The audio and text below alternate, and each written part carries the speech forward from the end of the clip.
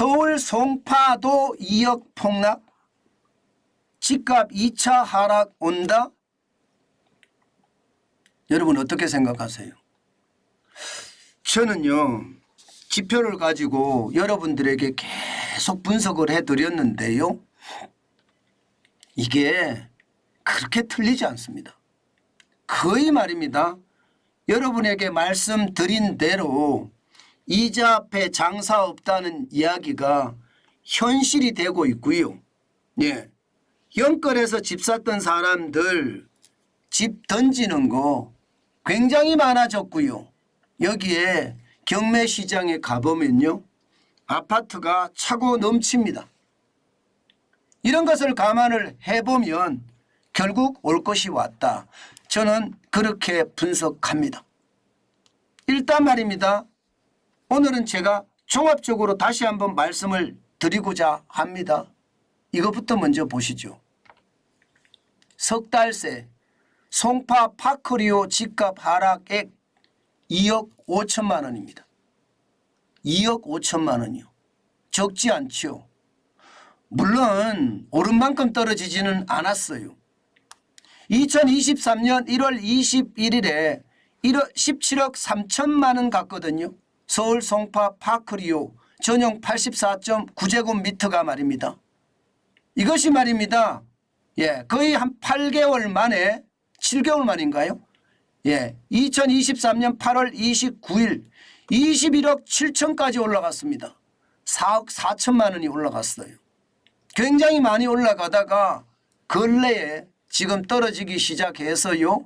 2023년 11월 9일에 19층이 19억 2천만 원, 2억 5천만 원이 빠졌습니다. 흐름상 분명히 빠지는 것은 맞습니다. 서울 전체의 어떤 집값 분위기도요. 이렇게 떨어지는 어떤 모양새를 반영하고 있다는 뜻입니다. 핵심은요. 지금 서울 송파잖아요. 강남의 핵심입니다. 강남구, 수초구, 송파구 핵심입니다. 예, 강동구에 이어서 송파구도 집값이 떨어진다는 것은요. 대세로 저는 집값이 빠지고 있다 이렇게 해석해도 무방하다고 보는 겁니다. 실제 지표를 보여드릴게요. 지표를 보시면 아마 여러분들은 확실하게 이해하실 수 있을 겁니다. 보십시오. 서울 아파트 평균 거래 금액 추이입니다. 지금 보시는 것처럼 2021년 9월에 11억 1655억원으로 굉장히 높았죠. 그러다가 2022년 4월 최고치까지 올라갑니다. 11억 4,546만 원까지 말입니다. 11억 4,546만 원까지 최고치까지 올라갑니다. 그러다가 작년 8월 그리고 11월 이렇게 쭉 떨어지기 시작합니다. 얼마까지 떨어지느냐? 11월에는요 8억 295만 원까지 떨어졌습니다. 그러던 것이 올 8월에는요 지금 올라가기를 11억 3,315만 원까지 올라갔습니다. 그러면 2021년 9월 11억 1,355만 원보다가 더 많이 올라갔다는 이야기죠. 역대 두 번째라는 이야기죠. 이것이 빠지기 시작합니다. 10월에 지금 현재까지는요 10억 4,532만 원까지 빠졌고요. 11월 달에는 12월 말까지 집계를 해봐야 되겠지만 현재까지 9억대까지 빠졌습니다. 9억대까지 9억 1,432만 원까지 빠졌습니다. 평균 거래 금액이 떨어진다는 건 그만큼 말입니다. 집값이 떨어질 수 있다는 이야기입니다. 2022년에 그랬듯이 2023년 8월부터 지금 떨어지는 모양새 보이고 있다는 이야기 제가 여러분께 말씀을 드렸는데 그 현상이 지금 나타나고 있다는 이야기 다시 한번 제가 말씀을 드립니다. 지표는 거짓말하지 않습니다. 지표는요 항상 진실을 말합니다. 지표 하나가 진실을 말할 수는 없습니다. 그러나 그 지표를요 연결을 시키면 추세선이 나오는데 이 추세선은요 거짓말이 잘 안 됩니다. 그만큼 말입니다. 흐름이라는 게 중요하다는 거고요. 평균 거래 금액이 떨어진다는 것은 그만큼 집값이 빠지고 있다. 이런 생각 진짜 많이 할 수밖에 없습니다. 게다가 말입니다. 게다가 이것도 보세요. 실거래가 지수 변동률. 이거 굉장히 중요한 지표거든요. 실거래가니까 어떤 예측보다가 이 그래프는 정확하게 맞을 수가 있습니다. 보시는 것처럼 2020년에 실거래가 지수가 22.46까지 올라갔습니다. 그러다가 2021년에는요 22.09까지 떨어졌어요. 그러던 것이 올 1월에 0.81, 2월에 2%, 그리고 9월에 1.5%를 마지막으로 누적 13.4%까지 오르더니요. 그러면 2021년에 13.03%보다는 더 많이 올랐다는 이야기죠. 오르더니 10월에 급기야 마이너스 4.5%, 0.45%까지 빠지고 있다는 사실. 이것은요 어떻게 생각하면 지표 자체로 보면요 거짓말을 하지 않는다.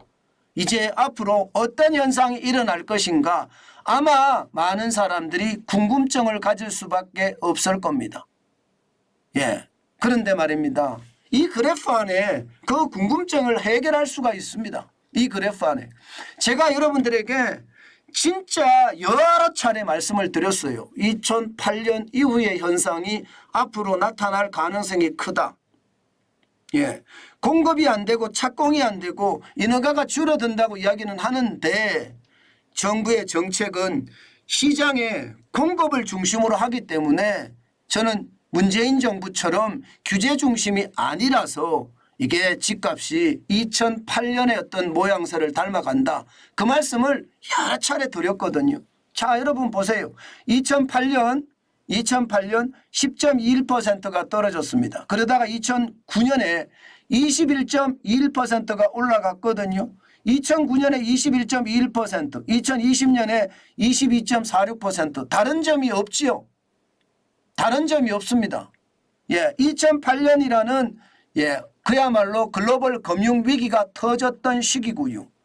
또한 말입니다. 2020년은 여러분도 알다시피 코로나19가 터졌던 시기입니다. 그러니까 2020년에 22.46%, 그리고 2009년에 21.21%. 자, 여러분 여기서 우리가 잘 생각해 봐야 될 게요. 글로벌 금융위기는요. 2008년 9월 15일에 터졌습니다. 리먼 브러더스 사태가 터지면서 터졌으니까요. 그러면 9월 15일이면 이게 거의 4분기에 다다라 있죠. 4분기. 9월 15일이니까 10월, 11월, 12월 하고 이제 3개월이 지나면 3개월이 좀 더 지나면 2009년이 되는 거죠. 2009년에 올랐습니다. 2020년에 코로나19의 위기는요. 3월에 왔습니다. 3월에 왔고요. 이게 2020년까지 가니까 후반부에 가서 이게 실거래가 지수가 확 올라가는, 주가가 올라가면서 집값도 올라가는 그런 현상이 나타났었거든요. 그러면 지금 말입니다. 지금을 어떻게 생각해야 될지 이것은요. 2010년을 보면 압니다. 자, 2010년에는 마이너스 3.16%, 2011년에는요. 마이너스 2.97%, 2012년에는 마이너스 7.31%, 그러다가 2023년 3.13%까지 올랐습니다. 그러면 적어도 말입니다. 한번 오르고 나서요. 적어도 3년 동안 내리 떨어졌다는 이야기잖아요. 3년 동안 내리. 3년 동안 내리 떨어져서 2013년에야 비로소 3.13% 오른다는 이야기잖아요. 그러면 우리는 지금 떨어지는 모양새가 2022년에 22.09죠. 이게 말입니다. 지금까지 9월까지 누적이 13.4인데 아마 닮아가지 않을까요? 닮아가지. 물론 말입니다. 22.09까지 떨어지지는 않겠죠. 그렇다고 플러스가 13.4로 끝난다. 이것도 분명히 아닐 겁니다. 그러면 누적이 이제 10월, 11월, 12월 어떻게 되는지에 따라서 굉장히 달라질 텐데 이것을 보면 내년에 부동산도 이게 과거를 통해서 보면 내년에 부동산도 심상치 않다. 이렇게 해석할 수가 있는 겁니다. 그러면 집값도 2차 하락기가 올 수도 있다. 이렇게 예상할 수 있는 거고요. 여기에다가 실질적으로 우리가 느낄 수 있는 것은요. 여러분 알다시피 매물은 계속 쌓이고 있습니다. 매물은. 연초 대비해서 58.9% 11월 19일 현재입니다. 예, 연초는 49,198건인데요. 지금 11월 19일에는 78,170건입니다. 58.9% 28,972건이 늘어났다는 거예요. 매물이 계속 쌓인다. 공급이 나오면 된다는 공급이 된다는 거거든요. 결국 2030에 영권했던 사람들이 집을 내놓는다는 이야기고요. 누구든지 말입니다. 무리하게 집 산 사람이 집을 자꾸 내놓는다는 이야기예요. 이것은 말입니다. 앞서 제가 말씀드린 것처럼 말입니다. 예, 영권했던 2030이 집을 던진다. 이런 얘기와 경매시장에 지금 경매 건수가 넘쳐난다. 이런 얘기하고 다 맞물리는 이야기입니다. 맞물린 이야기예요. 그만큼 말입니다. 물건이 많아졌다는 이야기. 심지어 말입니다. 시장에서는 어떤 얘기까지 놔두나 하면요.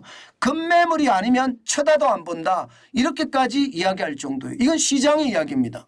급매물이 아니면 쳐다도 안 본다. 이 말은요. 이 말 속에 집값이 더 떨어질 수 있다는 그런 분명한 사실을 말해주고 있다. 저는 그렇게 봅니다. 분명한 사실을 그렇게 말해주고 있다고 말입니다. 예, 그만큼 매물이 넘쳐나는 것. 이것은 집값이 떨어질 수 있는 요인이고요. 이것은 매수자 우위 시장입니다. 매수자 우위 시장은요. 집 사는 사람이 계약 당일날 집 좀 더 깎아주세요 하면 1,000만 원, 2,000만 원 깎아주는 게 매수자 우위 시장이거든요. 지금 그런 시장이 만들어지고 있다는 거고요. 거래도 말입니다. 보시는 것처럼 거래량이 왕창 줄었습니다. 제가 이 분석 그래프를 만들어서 여러분들에게 계속 말씀을 드렸는데 솔직히 제가 이걸 만들면서 여러분에게 보여드릴 때부터 서울 집값은 계속 떨어졌죠. 저는 그것을 보면서 말입니다. 추석 전후로 해서 제가 여러분에게 집값이 떨어질 수 있다 그런 말씀을 드렸는데 그게 현실이 되고 있다 이런 얘기죠. 지표는 거짓말하지 않습니다. 거래가 왕창 줄어든다는 뜻이에요. 10월 16일에 기준으로 봐서 10월 거래량을 보면 2,053건이거든요. 10월 16일, 11월 16일이었고요. 10월 16일 9월 거래량을 보니까 3,195건. 그러면 거래량이 3,195건이 2,093건이 됐으니까 많이 떨어진 거잖아요. 35.7%가 떨어졌습니다. 이것은 그 앞전 거래 8월 거래량 3,646건에 비하면 12.4%가 떨어진 데다가 또 떨어진 숫자입니다. 결국은 말입니다. 거래량이 줄어든다는 것은 급매가 아니면 쳐다보지도 않는다. 그 말하고도 일맥상통하고요. 이것이 말입니다. 시장에서는요. 거래 둔화로 이어집니다. 지난 8월에 서울 같은 경우는요. 3,862건으로 최고점을 찍고요. 지금 10월에는 2,163건까지 지금 10월이 지나가면 11월이 지나가면 10월에 전체 물량이 나올 텐데 3,000건이 넘겠느냐 이런 얘기도 나올 정도입니다. 그 정도로 말입니다. 서울 집값은 예상한 대로 그래프가 예상을 하고 지표가 예상하고 추세선이 예상한 대로 집값은 떨어지는 모양새다. 집값 2차 하락 시기가 지금 시작이 됐을 수도 있다. 그렇게 여러분에게 제가 말씀드렸고요. 그렇게 되리라고 예측한 지표가 지금 여러분들에게 말을 하고 있습니다. 집값 2차 하락기 온다 하고 말입니다. 그만큼 말입니다. 집값의 어떤 분위기는 굉장히 달라지는 분위기고요. 저는 이런 분위기에 발맞춰서 말입니다. 시장에서는요. 우리가 움직여야 된다. 그렇게 이야기합니다. 제가 어떤 분들은 그렇게 이야기합니다. 집값을 함부로 이야기하지 마라. 이렇게 이야기하는데요. 제가 함부로 이야기하는 것이 아니라 지표를 가지고 지독하게 이야기합니다. 제가 저런 지표를 만들려 그러면 아마 굉장히 고통스럽습니다. 여러분도 알다시피 어디서 저런 지표를 볼 수 있습니까? 아마 어디서도 이런 지표를 볼 수가 없는 경우도 많고요.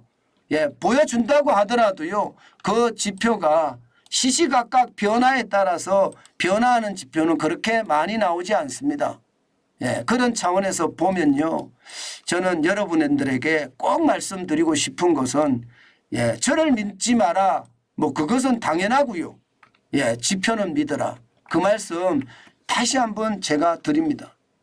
여러분 사실 말입니다. 집값을 볼 때 말입니다. 앞서도 제가 여러분에게 보여드렸지만 이런 지표는요. 어디에서 볼 수도 없는 지표고요. 제가 지표를 계속 쌓아가고 있기 때문에 이런 지표들이 나오는 거예요. 그래서 제가 여러분들에게 말씀을 드리는 거라 한 번쯤 저를 완전히 믿지 않는다고 하더라도요. 고려를 해보시라. 그 말씀 다시 한번 강력하게 드립니다.